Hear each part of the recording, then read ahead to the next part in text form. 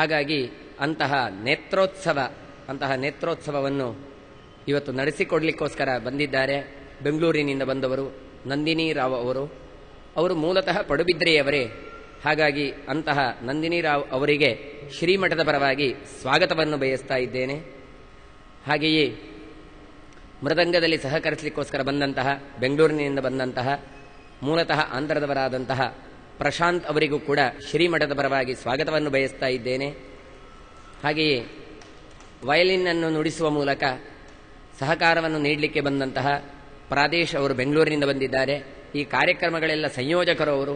ಹಾಗಾಗಿ ಅವರಿಗೂ ಕೂಡ ಶ್ರೀಮಠದ ಪರವಾಗಿ ಸ್ವಾಗತವನ್ನು ಬಯಸ್ತಾ ಇದ್ದೇನೆ.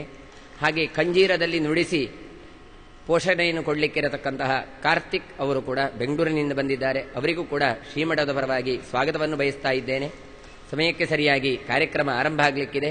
ಹಾಗಾಗಿ ಅವರಿಗೆಲ್ಲ ಮತ್ತೊಮ್ಮೆ ಸ್ವಾಗತವನ್ನು ಬಯಸ್ತಾ ಶ್ರೀಮಠದ ಪರವಾಗಿ ಮತ್ತೊಮ್ಮೆ ನಮಸ್ಕಾರವನ್ನು ಅರ್ಪಿಸ್ತಾ ಭಕ್ತಿ ಸಂಗೀತ ಕಚೇರಿಯನ್ನು ನಡೆಸಿಕೊಡಬೇಕಾಗಿ ವಿನಂತಿಸ್ತಾ ಇದ್ದೇನೆ.